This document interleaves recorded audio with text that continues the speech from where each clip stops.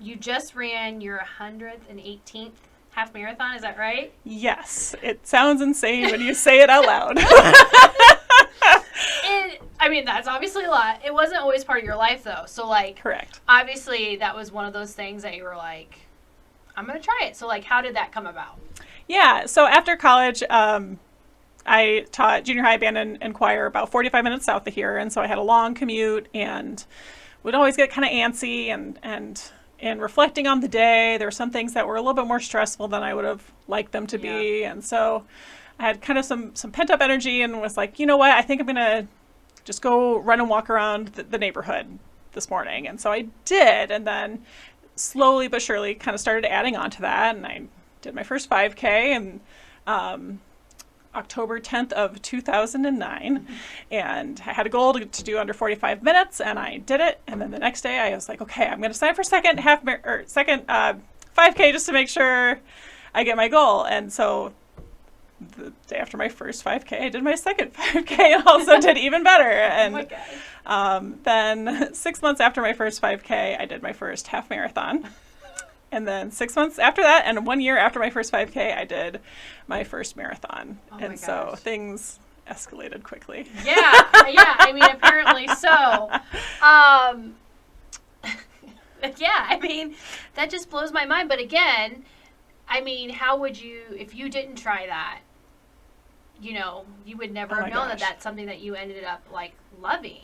Yeah, it's become, like, such a big part of my life now, running, like, socially, and I do something now called pacing. So if you have a time goal, you can run with me. And I will help you get to that time. And I also do something called sweeping, which means I'm the last person to finish the race on purpose, to make sure all the volunteers know when to leave, or just make sure nobody's left stranded on the course and that kind of thing. And I have met so many wonderful people with such spectacular stories and been able to travel all over the country and even to Canada and Bermuda because of running.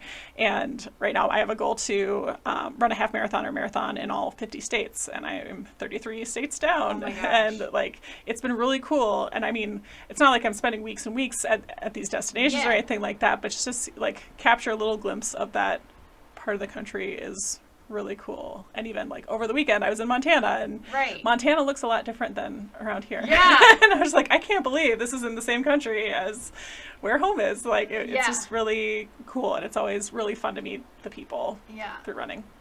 Can we talk about the New York City Marathon? Yes. And the hot dog costume. So I made the lottery for the New York City Marathon, and in 2023, and in May of 2023 I tore my meniscus. And so like my training was not great, and I was going to PT, and I got a cortisone shot. I was trying to decide if I was going to get surgery, and I didn't. And I was like, you know what, let's just have fun with this. And I had bought a hot dog costume off of Amazon for $20. So I was like, I know I'll need this someday. You know, do you ever have those like purchases where you're like someday I'll use it. Like this is gonna come in handy. I'll just keep this next to my spare tire in the trunk. Like it's your emergency hot dog costume. Everyone has one of those, right? So I ran the New York City Marathon dressed as a hot dog, and I had the time of my life. It was so much fun. It was a perfect day, and there's thousands and thousands of people cheering you on in the race, because the New York City Marathon has about 50,000 finishers, so it's not a small race by any means. And here's this hot dog.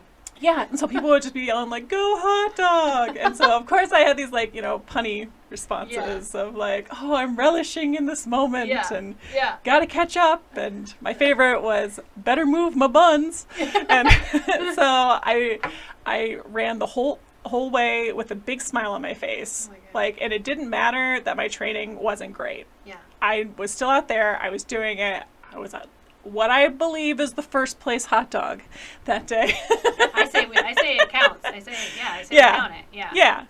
And I don't think I'll ever do a marathon without a costume again, because that was great. And I've used the hot dog costume in other races too. It's also become a request sometimes, like, "Oh, I'm going to volunteer at this race." Like, that's great. Can you bring the hot dog costume? Okay, sure. So it has come in handy. I've definitely gotten my $20 out of it.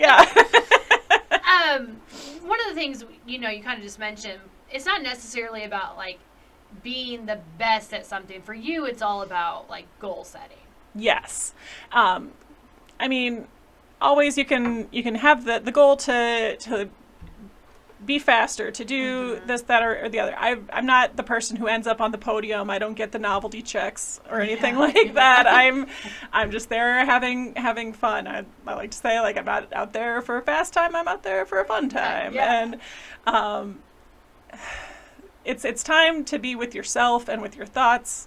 And like for me with the goals, like, yes, you can have like speed goals and everything, but for me recently, it's the whole, being able to run in all the states and meet people and stick as close to your, if I'm pacing, trying to get as close to that time goal as possible. Yeah. So I think another great example you mentioned was joining the cover band. So not only were you like, yeah, I'm going to join this cover band, but you agreed to play an instrument that you don't normally play, right? Or have never played? Correct. I had never played it. So I got to push my glasses up for this one. I'm a classically trained flutist. And as a band director, and I went to college in Illinois, and so you had to be prepared to teach any K-12 music. So like I had a very basic class in all the instruments, but I saw a friend of mine at the movies, and he's like, hey, I think you should play bass in our cover band. I'm like, cool, thanks for thinking of me. I don't play bass. Here's somebody who I think would be a great fit. He's like, no. We want you to play bass in our cover band. I'm like, but I don't play bass. Like, well, we'll teach you. Like, okay. And so as, a classically trained person, like it's the 5th grade or 6th grade idea of, okay, here's your instrument, here's your sheet of notes, here's your finger chart, go. Yeah. Instead, they learned everything and taught me everything by rote. So instead of writing anything down, having any tablature or anything like that I could like just see and visualize and be able to sync up with, they was like, oh, it goes like this, oh my gosh. this. And like all of the like synapses in my brain were just like firing off like in a way that I had never learned before. Yeah. And so that has been really cool too, and like learning in just a wildly different way than I was used to. And like basically memorizing everything like right off the bat. And it was not easy, not at all. And I'm sure, I know there were a couple tears, which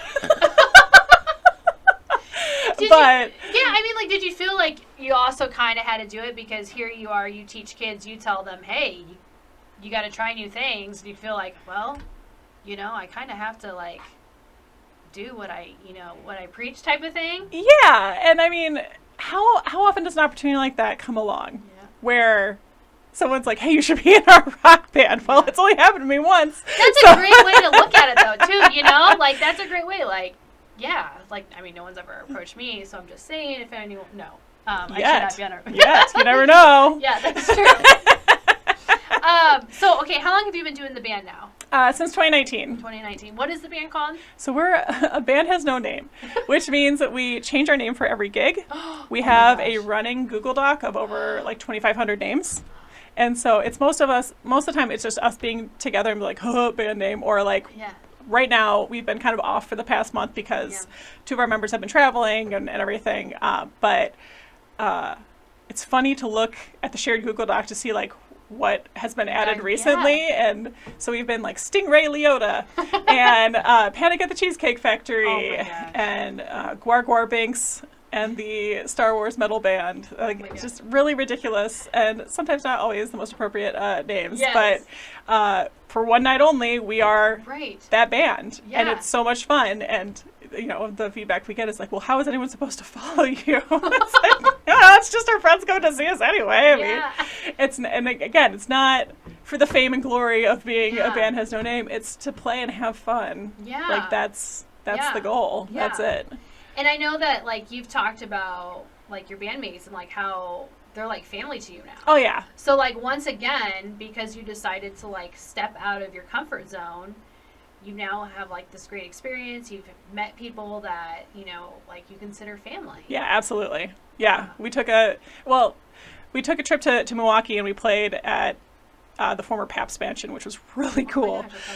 But we were most excited because the Airbnb had bunk beds. And we've always joked about how someday we'll all get a house together and we'll all just have bunk beds. Yeah. So it's a really fun relationship with the rest of the bandmates. We'll talk more about like what that's what she said later, but what was that experience like for you, speaking at that event? Was there like any unexpected emotions or like takeaways? It was so powerful. And I mean, I was a little taken aback when I walked in and they were putting Kleenex on everyone's chair. Oh. Like, buckle up, it's gonna be a hard one. I was like, oh no. You're like, that's not like, that's not what I'm doing. Right. Like, I'd only heard one other person's Yeah. story because of when they had done like a dress rehearsal and I wasn't able to make it that day. Yeah. And it was so cool to be in the room with so many wonderful people and so many super strong women with super powerful stories. And there's, a lot of them were very serious. And part of me is like, what am I even doing here? I'm going to talk about running like a hot dog. But everyone has a story to tell. Yes. And they're all important.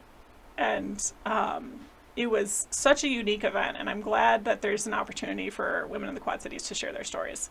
So absolutely, like, no regrets in doing it. Oh, absolutely not. And I even have encouraged a friend to apply for this year, and so she'll be speaking. Yeah, and you brought up a good point, because I do think we all think we don't have a story to tell, but we all do. We already talked about this, but, we've talked a lot about being comfortable, staying in that box, and it sounds like, to you miss out on so many opportunities that way. Mm-hmm. Yeah. And being able to limit to yourself, like, I can't do that, or just, or that's not where I'm at now, but just think of what's next or what's yet to come. Yeah. So for someone who is maybe like stuck on the sidelines, what is like one small step that they could do to try something new? Like, what's your advice?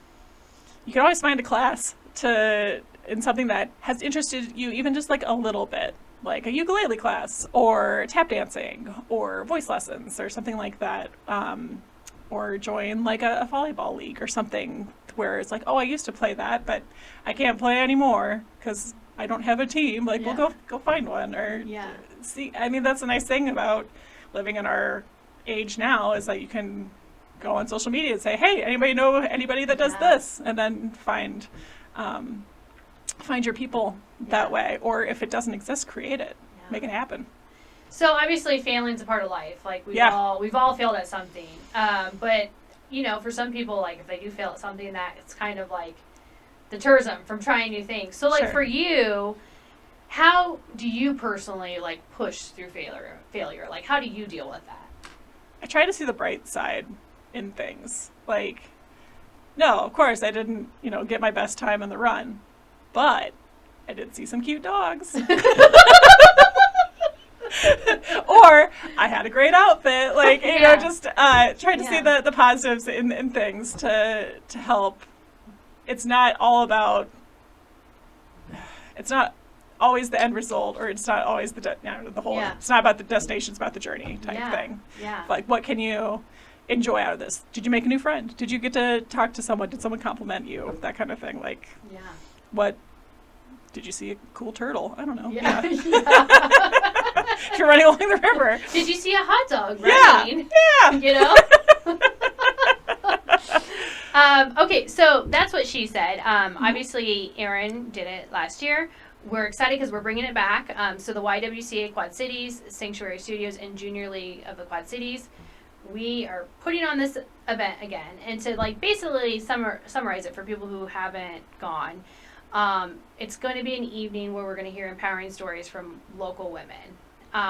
They're all going to have different perspectives, different stories to share. Some will make you laugh, like Erin did last year. Some might make you cry, everything in between.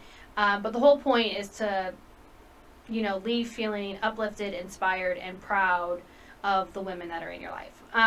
So tickets are available now. It's going to happen August 21st at the Spotlight Theater in Moline at 5:30 p.m. The tickets can be found under our website, www.ywcaqc.org.